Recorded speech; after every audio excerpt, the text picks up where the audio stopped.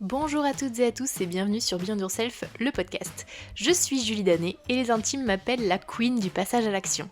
Parce que oui, je suis persuadée que nous sommes toutes et tous capables de tout, à condition de se bouger les fesses.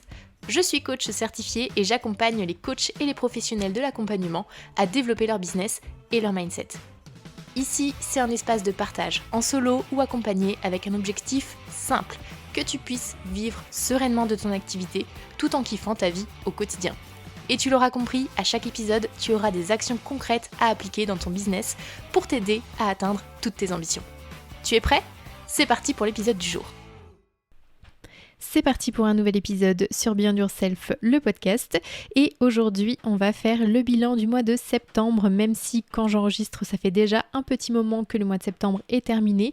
Nous sommes le 9 octobre, un mercredi, sachant que cet épisode aurait dû sortir mardi. Donc je ne suis pas en avance, mais j'ai vraiment procrastiner l'écriture de cet épisode. L'objectif étant de te faire un retour notamment sur mon premier marathon que j'ai couru le 29 septembre.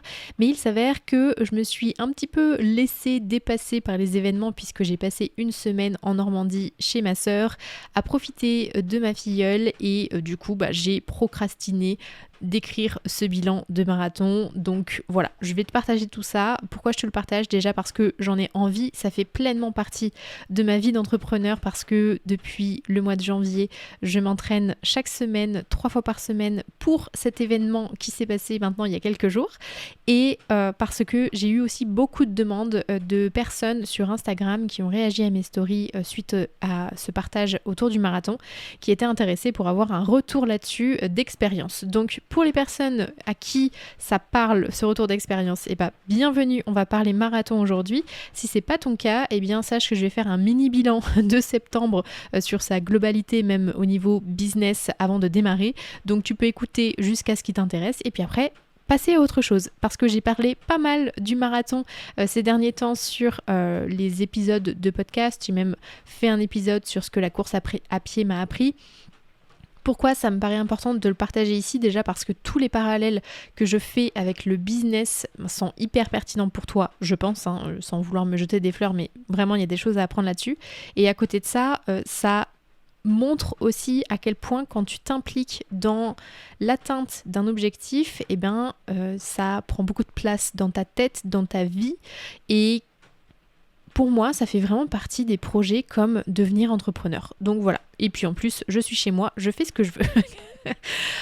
Alors, pour te faire un bilan du mois de septembre avant de parler marathon, au niveau du mood global, je dirais qu'il y avait beaucoup d'excitation sur ce mois de septembre parce que j'aime le mois de septembre. Pour moi, c'est un peu le deuxième mois de janvier de l'année. La rentrée, ça a toujours été un moment que j'aimais beaucoup, même quand j'étais plus jeune. Et là, ça n'échappe pas à la règle puisque après un mois d'août où vraiment j'y suis allée beaucoup plus slow, j'ai pris du temps pour moi, mais en mode, je laisse reposer un petit peu les premiers mois de l'année.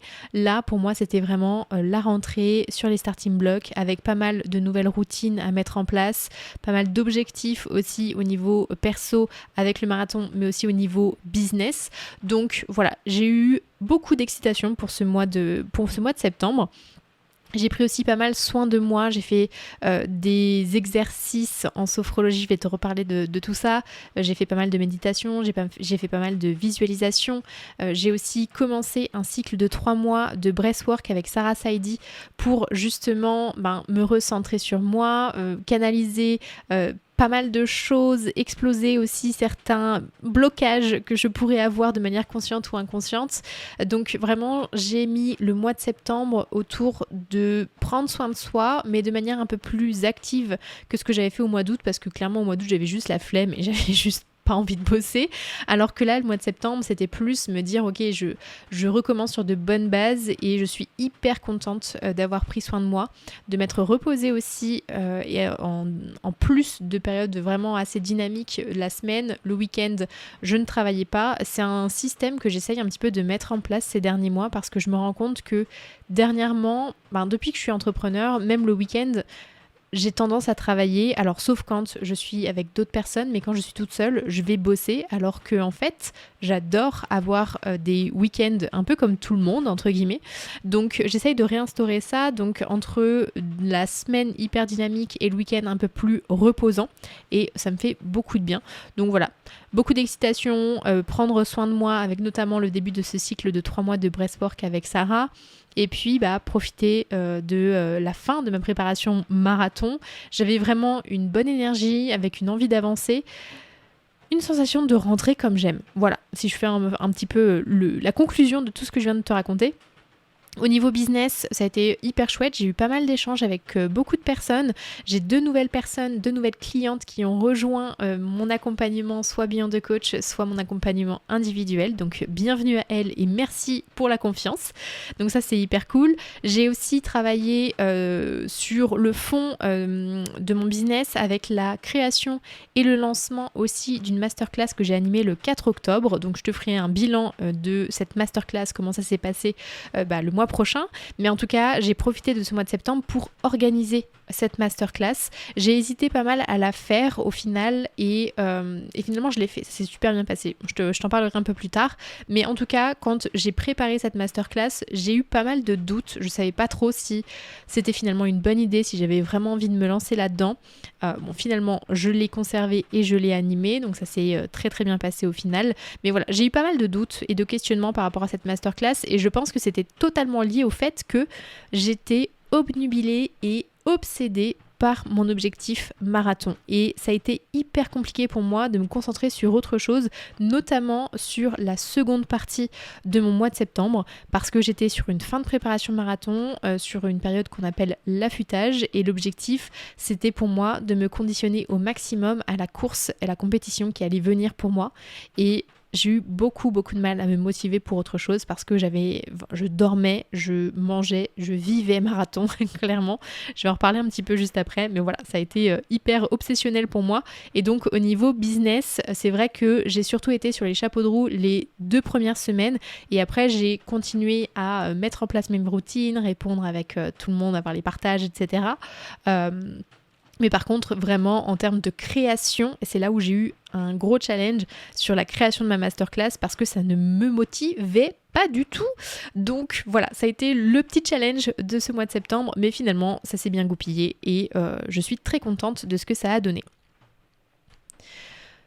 Globalement, maintenant, si on passe sur la partie marathon, oui parce que j'ai que ça à raconter sur le reste, il n'y a pas grand chose qui s'est passé, j'ai pas de week-end particulier qui s'est passé, si je suis partie en Normandie une fois voir mes copines, mais bon, en dehors de ça, rien de bien particulier. Par contre, alors sur le bilan marathon, si on switch maintenant, marathon de Rouen, je l'ai fait en Normandie donc le 29 septembre dernier. Ce marathon, je me suis inscrite le 7 avril 2024, soit quelques semaines avant mon premier semi-marathon. J'ai décidé de m'inscrire à ce marathon un peu sur un coup de tête parce que je voyais que la préparation, alors moi pour rappel, si jamais tu me découvres à travers cet épisode de podcast, je ne suis pas du tout une coureuse de base. J'ai commencé à courir en suivant une préparation pour mon premier semi-marathon à partir du 1er janvier 2024 et du coup je décide de courir un marathon alors que ça fait à peine 3 mois que je m'entraîne 3 fois par semaine et que mon premier semi-marathon n'est même pas passé. Pourquoi est-ce que j'ai décidé de courir mon premier marathon en Normandie? Tout simplement parce que je suis originaire de là-bas et qu'il était important pour moi que ma famille puisse venir me voir courir.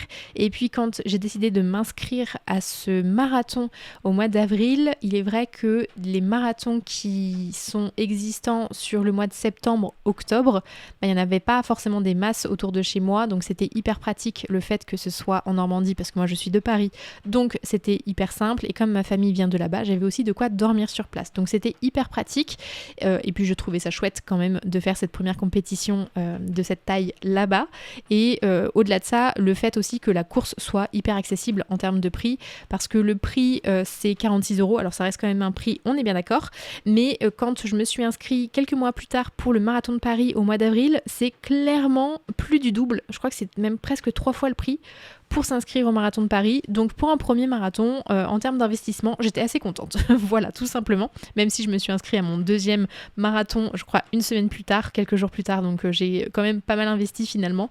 Mais en termes de prix, c'est vrai que quand on s'éloigne des grosses villes et des marathons qui sont un peu plus réputés, on a des prix qui sont quand même plus accessibles et je dois dire que ça fait plaisir parce qu'autrement, on peut laisser vraiment un rein dans le prix de ces compétitions-là. Et mon objectif avec ce marathon, c'était tout simplement d'être finisher, de terminer la course sans marcher, en dehors des ravitaux pour boire et manger, si jamais il y avait besoin. La plupart, je les ai fait d'ailleurs en courant. Mais voilà, mon objectif, c'était vraiment de terminer la course sans marcher. Et mon objectif bonus, c'était de terminer le marathon en moins de 5 heures. Roulement de tambour, combien de temps est-ce que j'ai mis pour terminer ce marathon ? Eh bien, je l'ai couru en 5 heures, 1 minute et 34 secondes. Donc un rythme environ, je crois, de 7 minutes par kilomètre environ, quelque chose comme ça dans ces alentours-là en tout cas. Donc je n'ai pas atteint mon objectif bonus, mais c'est pas grave, je le vis quand même très très bien. J'ai eu un petit peu de déception, mais c'est passé quand même assez vite. Question peut-être que tu peux te poser, c'est pourquoi courir un marathon si rapidement après avoir démarré la course à pied ? Parce que pour rappel, j'ai couru mon marathon seulement 9 mois après avoir démarré la course à pied, sachant que quand j'ai regardé quand même pas mal de ressources autour de la course à pied ces derniers mois, ces dernières semaines, il est recommandé quand même de courir son premier marathon au bout de minimum de 3 ans d'expérience dans la course à pied, donc du coup j'ai pas du tout fait ça, mais pour moi courir un marathon c'était vraiment un rêve d'ado et je sais même pas pourquoi. je dois dire que ce rêve d'ado, je sais que je l'ai parce que je m'en souviens très nettement, mais je sais même pas pourquoi j'avais ce rêve puisque j'aimais pas du tout courir plus jeune, mais ça faisait partie de ma bucket list. On a toutes et tous un peu une liste de choses qu'on a envie de faire, on n'est pas forcément passionné par certains sujets, mais pour nous c'est important de l'accomplir. Donc moi, clairement, c'était un rêve d'ado de courir un marathon. Je savais depuis des années que j'avais un jour envie de courir ce marathon. Et vraiment un élément déclencheur pour le courir si rapidement, ce marathon, ça a été mon copain. Parce que pendant ma prépa de semi-marathon, il m'a dit juste, je crois, 2 semaines avant, quelque chose comme ça, 2 semaines avant mon premier semi-marathon, il m'a dit « Je serai toi ». Je réserverai une autre course avant de terminer ce premier semi-marathon parce que comme ça va te permettre de continuer d'avancer, de continuer de progresser, de faire tes prépas et de ne pas laisser tomber la course à pied. Et je dois dire que j'ai trouvé ce conseil hyper pertinent parce que moi je me suis rendu compte qu'effectivement pour courir régulièrement, j'avais besoin d'avoir un objectif de compétition derrière pour me faire avancer. Vraiment, c'est la carotte qui fait avancer l'âne et rien de plus. Donc, je me suis lancée, j'ai cherché et c'est là que je suis tombée sur le marathon de Rouen et je me suis dit, en fait, c'est la meilleure occasion que de faire ce marathon-là. Donc voilà, un petit peu comment c'est parti.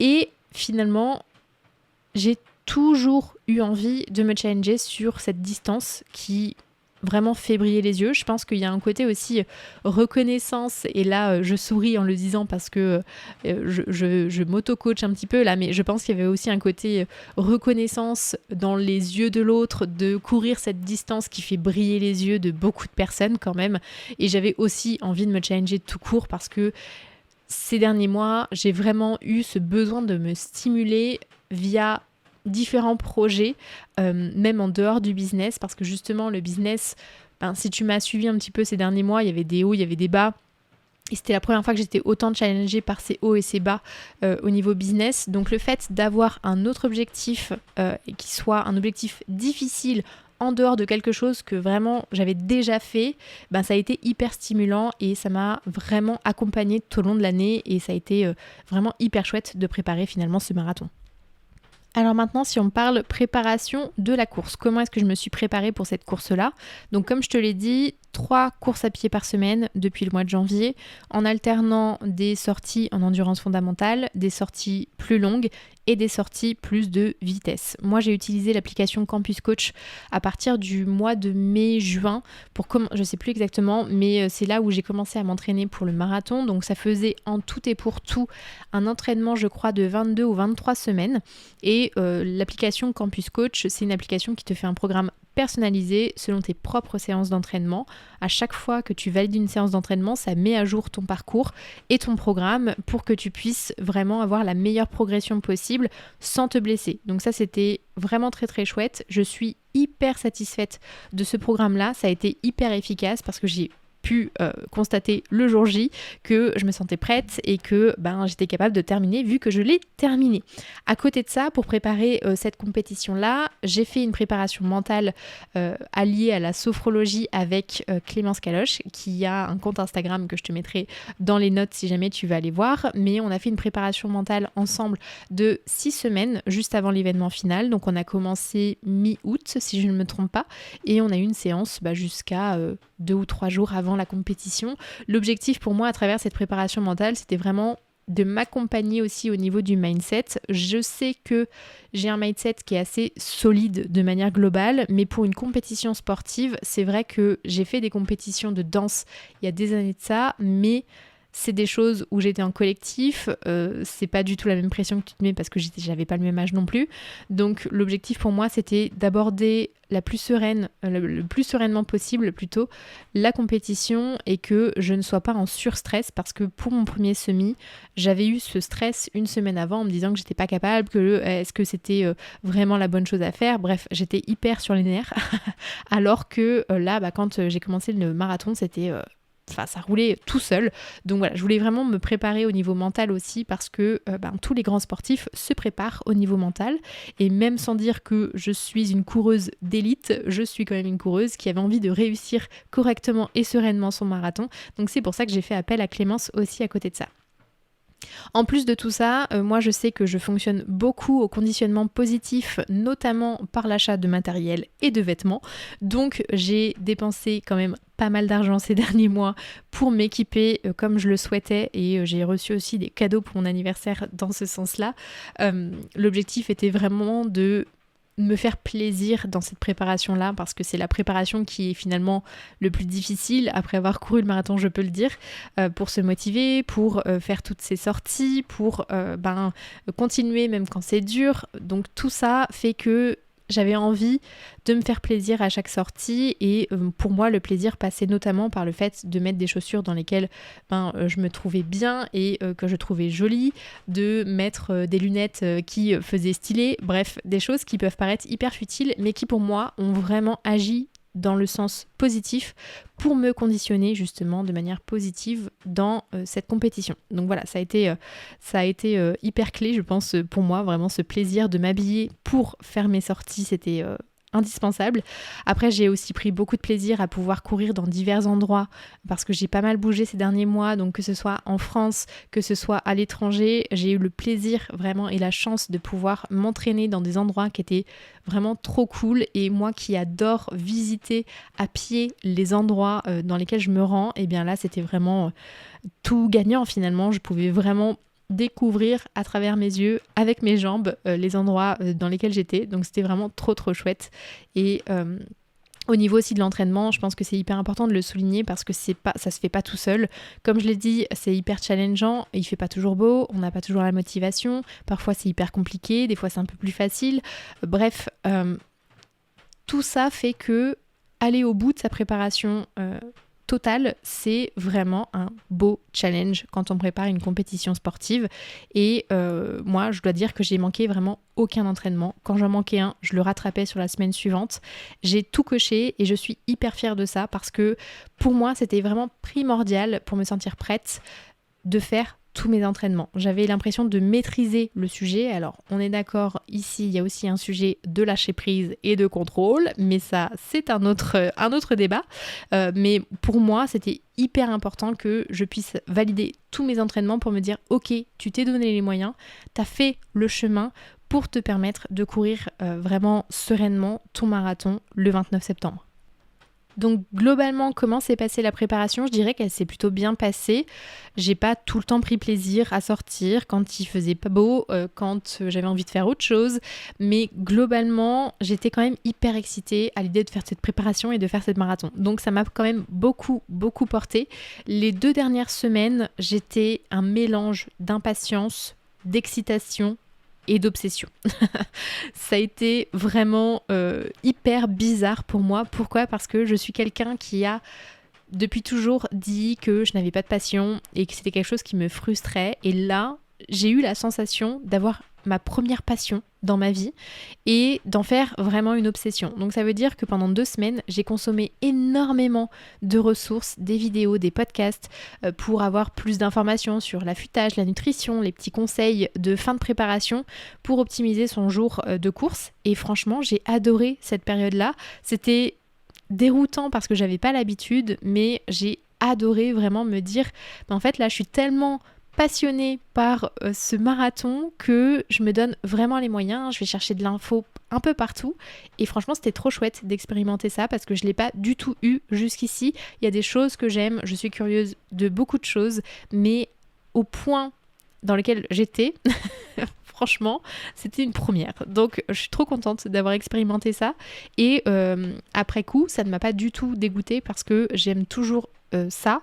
Et j'ai toujours envie de me renseigner sur comment est-ce que je peux faire pour m'améliorer pour la suite. Donc voilà, je suis trop contente de cette fin de préparation qui était nouvelle, vraiment pour moi.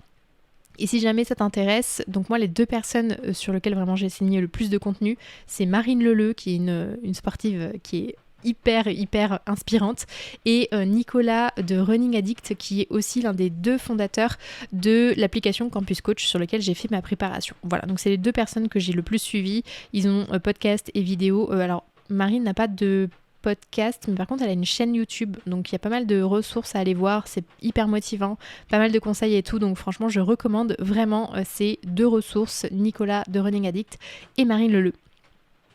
Comment est-ce que je me sentais avant de démarrer la course ? Eh bien franchement, c'est la chose la plus surprenante de ma compétition, c'est que je me sentais hyper sereine, j'avais beaucoup d'adrénaline, alors vraiment les peut-être 5-10 dernières minutes, en fait, j'ai commencé à stresser parce que je me trouvais trop sereine. Voilà, donc du coup, j'avais tout fait bien au niveau mental, au niveau physique pour me sentir prête. Je me sentais prête, mais je me sentais tellement prête que j'étais étonnée de ne pas ressentir de stress à la dernière minute parce que d'habitude, c'est comme ça que ça fonctionne. Il y a un stress qui monte à la dernière minute, en tout cas, c'est comme ça que moi je fonctionne.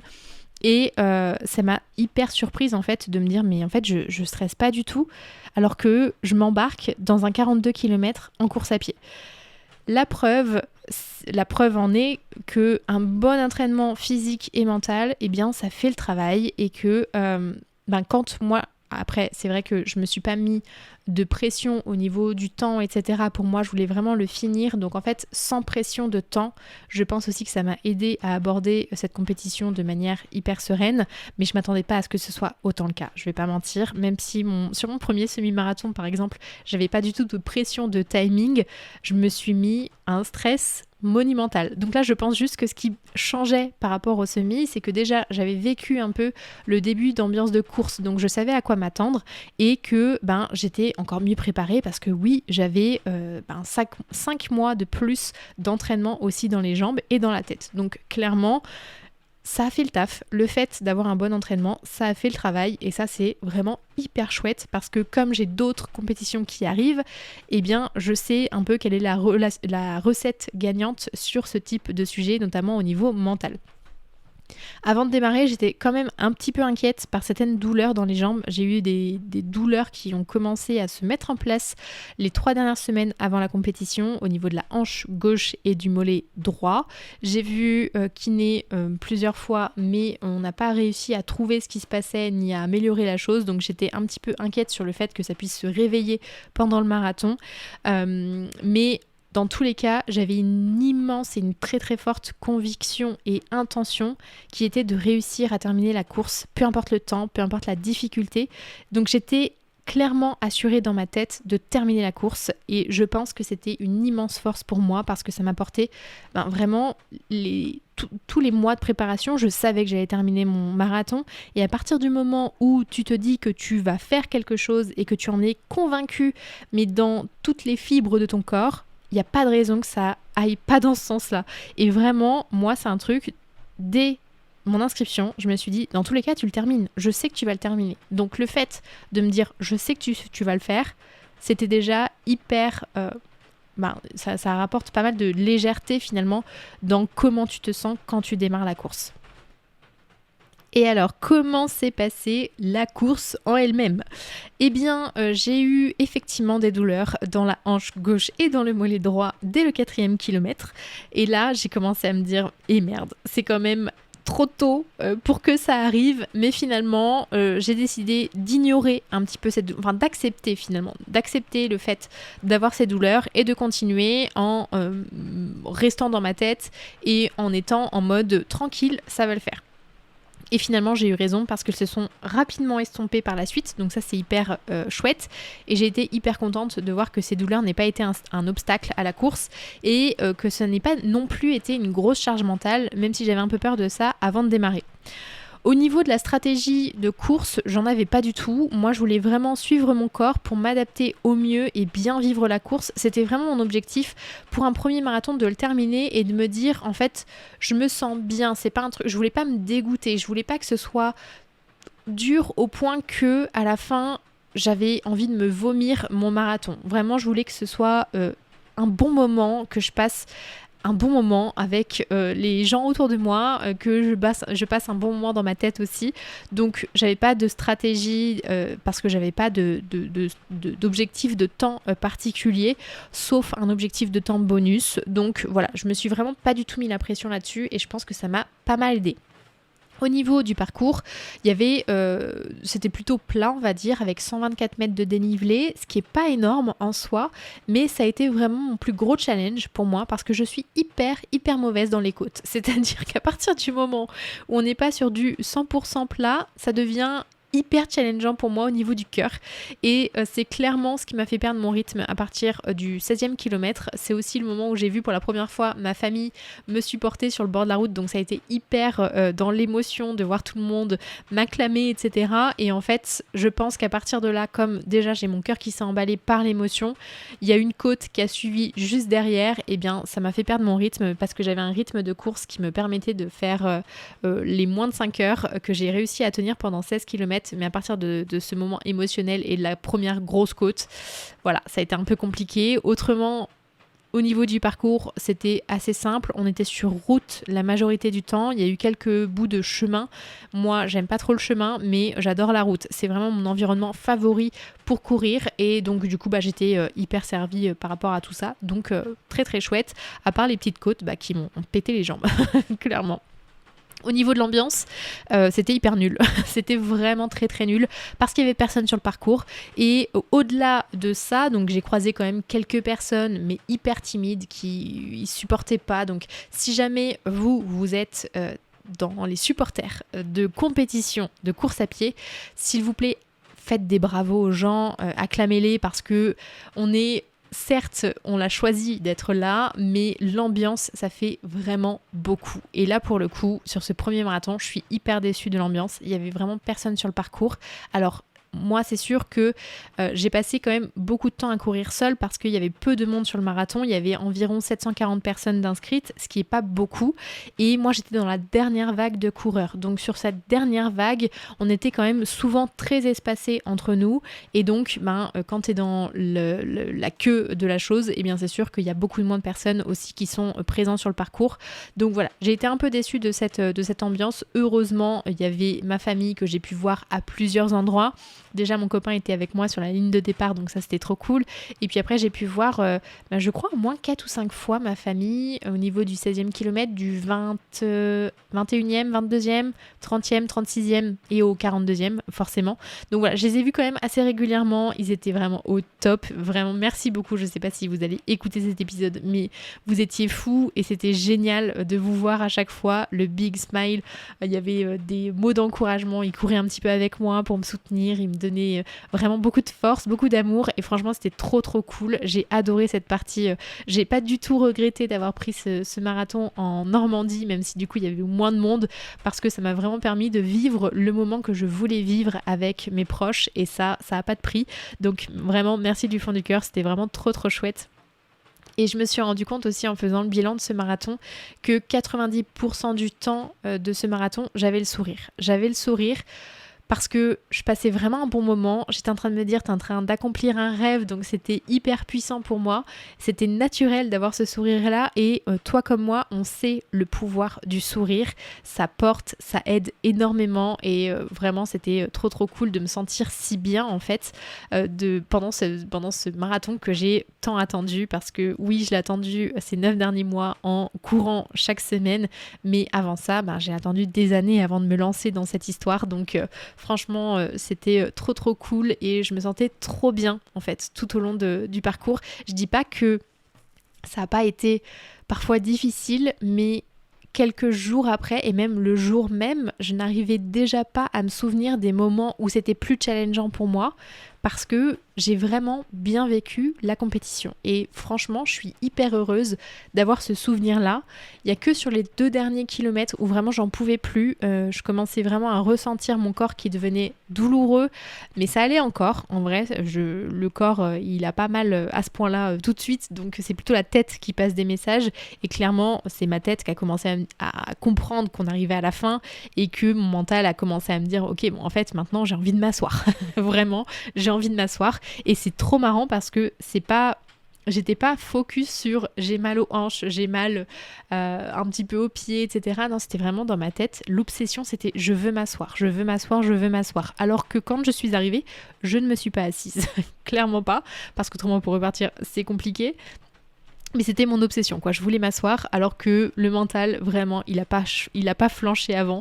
Donc, merci à moi pour avoir travaillé sur ce mental, parce que clairement, ça a été mon meilleur allié aussi, et ça n'a pas du tout bougé d'un iota durant toute la course, sauf les 2 derniers kilomètres. Et au global, au niveau de l'alimentation, j'ai réussi à bien m'alimenter tout au long de la course par petits bouts. J'ai pas ressenti de baisse d'énergie du tout, donc ça c'est très chouette. Je suis assez contente d'avoir bien calibré au niveau de ce que je pouvais ingérer et ce qui était nécessaire aussi pour mon corps. J'ai aussi eu une bonne hydratation, donc 0 crampe, donc ça c'était trop chouette. Pas de problème de digestion non plus, même si j'ai eu un peu mal au ventre autour du 21e kilomètre, mais finalement c'est passé assez vite. Il faut savoir que quand on court un marathon, on s'alimente exclusivement quasiment de sucre et de caféine. Donc manger que du sucre et de la caféine, franchement au bout d'un moment l'estomac, quand il n'a pas l'habitude de ça, ça devient un petit peu compliqué. Donc j'avais un peu peur de ces problèmes potentiels digestifs, mais pareil, ça s'est hyper bien passé. Et comment je me suis sentie en passant la ligne d'arrivée ? Eh bien, je dois dire que j'ai eu beaucoup d'émotions parce que, voilà, il y avait tous ces derniers mois de travail qui ressortaient, l'aboutissement de tout ça. Franchement, c'était hyper émotif, ouais, pour moi. J'ai pleuré en voyant la ligne d'arrivée, en étant sur le tapis rouge de la fin. Là, c'était vraiment hyper cool et j'avais visualisé ce moment-là. Je m'attendais à ressentir cette émotion-là parce que pour moi, je l'attendais tellement, cette ligne d'arrivée, que voilà, c'est normal qu'il y ait toutes ces émotions qui ressortent. Beaucoup de fierté. Je me souviens avoir ressenti de la fierté en arrivant proche de cette ligne d'arrivée. J'ai eu beaucoup de reconnaissance aussi de pouvoir courir, mais ça, je l'ai ressenti un peu tout au long du parcours. Il y a plusieurs fois où je me suis dit, je suis tellement reconnaissante de pouvoir courir. Je pensais beaucoup à mon grand-père qui n'est plus parmi nous, mais qui avait perdu ses jambes un peu quelques années avant de partir. Et du coup, je pensais beaucoup à lui en me disant, mais j'ai la chance, moi, de pouvoir parcourir cette distance-là, donc énormément de reconnaissance d'avoir un corps qui m'a permis de faire cette préparation, de passer cette ligne de départ et d'arriver. Donc voilà, beaucoup de reconnaissance vraiment que j'ai ressenti un petit peu tout au long du parcours, mais de manière hyper intense sur la fin du marathon. Aussi beaucoup d'amour pour ma famille, mon copain qui était là pour m'applaudir et m'accueillir aussi à l'arrivée. Franchement, j'étais hyper reconnaissante de les voir là, de me soutenir, d'avoir cette joie dans leurs yeux, etc. Franchement, c'était incroyable comme moment de vivre ça. J'étais hyper bien au niveau physique et mental. J'ai pas du tout été en lutte contre moi-même pendant la course, comme je le disais un peu plus tôt. Donc j'ai vraiment été avec mon flow, je me suis écoutée. Je suis heureuse d'avoir si bien vécu la compétition au niveau général et de ne pas avoir ressenti de dégoût à la fin de la course. Je voulais vraiment bien la vivre du début à la fin et ça a été le cas. Donc je suis vraiment hyper contente de ça. A contrario, ça m'a pas permis de terminer en moins de 5 heures, on est bien d'accord. Je pense que j'aurais pu faire un meilleur temps en tapant un tout petit peu plus dans le dur à certains moments, mais j'en avais pas envie. Vraiment, j'en avais pas envie sur le moment et je suis totalement ok avec ça. forcément, j'ai été un petit peu déçue de louper ça à 1 minute et 34 secondes. On est bien d'accord que ça peut foutre un petit peu le seum. Oui, j'ai eu un petit peu le seum à un moment, mais vraiment, ça n'a pas duré longtemps parce que je sais qu'au moins pour mon prochain marathon, là, je pourrais me fixer un objectif de temps. Ce sera un autre type de challenge et comme ce sera le marathon de Paris, je pense qu'avec une ambiance un peu plus fournie que pour le marathon de Rouen, eh bien, ça pourra aussi me porter davantage vers un objectif de temps. Donc voilà, je compte sur mon prochain marathon pour aller chercher cette barre des 5 heures. Et dernière question, comment est-ce que je me sens maintenant que je suis marathonienne ? Je vais pas mentir, j'ai beaucoup de mal à réaliser que j'ai accompli cette distance. Pour moi, c'est hyper compliqué en fait de projeter ces 42 km parce que finalement, on part et on revient au même point. Alors c'est sûr que entre ces deux points, on bouge, mais j'ai vraiment pas eu l'impression de parcourir autant de kilomètres. Donc c'est vrai que assez rapidement dans ma tête, c'était plutôt en fait, c'est pas si fou en fait ce que t'as fait. Donc pour moi, il y a un vrai travail de canaliser la réussite pour la suite parce que vraiment là, je sens que ça a été je suis hyper contente. Je me rends compte maintenant parce que j'ai la médaille, parce que j'en ai parlé beaucoup de fois, j'ai partagé sur les réseaux sociaux. J'arrive à me rendre compte un petit peu plus, mais je me rends compte que j'arrive à me rendre compte de ça à travers les yeux des autres parce que j'ai eu beaucoup de retours hyper positifs, beaucoup de félicitations autour de moi, que ce soit dans la vraie vie ou que ce soit à travers les réseaux sociaux. Donc ça me fait me rendre compte du truc un peu fou que j'ai pu faire il y a quelques jours. Mais c'est vrai qu'à l'intérieur de moi, j'ai un peu cette sensation de, en fait... comme je l'ai bien vécu, j'ai l'impression que c'était peut-être pas assez difficile pour le canaliser, mais ça c'est pareil, c'est un truc à travailler sur moi. Et c'est pour ça que je disais que partager avec vous ce parcours de course à pied, il est hyper intéressant quand même, je pense, pour toi qui m'écoutes. Tout simplement parce que grâce à ça, il y a encore des choses que moi je soulève à l'intérieur de moi qui sont hyper intéressantes et qui vont être travaillées par la suite parce que justement ce sujet-là de me dire je me rends pas compte, c'est pas si fou que ça, c'est clairement pour moi un sujet à aller travailler au niveau de la réussite et de comment je le perçois à travers mon œil par rapport à ce que moi je fais. Donc voilà, c'est hyper intéressant. Je trouve qu'il y a pas mal de choses qui ressortent depuis que je me suis mise à la course à pied qui sont très intéressantes à aller creuser par la suite. Donc voilà, je pense que de te le partager, ça peut être aussi intéressant.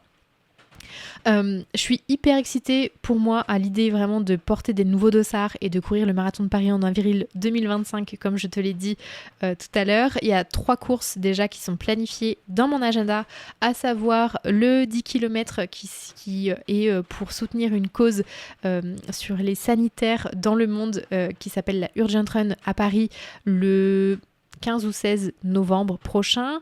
Il y a le semi-marathon et le marathon de Paris l'année prochaine, donc en mars et en avril. Et il n'y a pas encore d'autres choses qui sont planifiées. Par contre, je suis en train de planifier 2025 avec... j'ai plusieurs ambitions de challenge sportif, tout n'est pas encore hyper arrêté, il y a pas mal de choses qui me tentent, donc il va falloir que je fasse des choix parce que si on veut continuer sans se blesser et prendre du plaisir, l'objectif c'est pas de se dégoûter et c'est pas de faire n'importe quoi aussi en termes de planification. Donc je suis un petit peu en train de regarder ce que j'ai envie de faire ou pas pour l'année prochaine. En tout cas, je dois dire que là je suis hyper excitée à l'idée de faire les 3 prochaines courses dans Paris, tout simplement parce que je n'ai pas encore fait de course officielle chronométrée dans ma ville. Et j'ai trop hâte parce que j'adore courir dans Paris déjà pour ma prépa au quotidien et le fait de pouvoir courir entourée avec sans doute beaucoup plus d'ambiance que ce que j'ai connu jusqu'ici, c'est hyper excitant et je suis trop contente de pouvoir me lancer sur d'autres défis très bientôt. Et je suis hyper contente aussi de voir que après 9 mois intensifs sur ces préparations pour les 2 semis et pour ce marathon, j'ai toujours cette envie de continuer. Donc ça c'est très chouette, j'ai l'impression d'avoir trouvé un petit peu un truc qui me porte, qui me fait plaisir, qui me fait du bien aussi au niveau physique et mental. Donc voilà, c'est vraiment hyper positif. Je suis hyper contente de ce parcours marathon. J'ai hâte de faire la suite. J'ai hâte de pouvoir me challenger sur d'autres choses qui auront rien à voir avec la course à pied sans doute, ou alors qui seront un dérivé de la course à pied. Bref, je donne quelques indices. Je ne sais pas encore exactement ce qui va se passer, mais en tout cas, j'ai très hâte de la suite. Voilà, j'ai fait le tour de ce que je voulais te partager sur ce premier marathon. J'espère que l'écoute de mon expérience t'aura plu. Si jamais tu as des questions, tu peux me retrouver sur Instagram ou sur LinkedIn. Je répondrai à tout avec grand plaisir. En tout cas, ça fait un petit moment que je parle, donc je vais clôturer dès maintenant. On se retrouve la semaine prochaine pour un nouvel épisode qui cette fois-ci sera tourné un peu plus entrepreneuriat. Et en attendant, je te souhaite une bonne matinée, soirée, après-midi, peu importe le moment auquel tu m'écoutes. Et je te dis à mardi prochain. Ciao!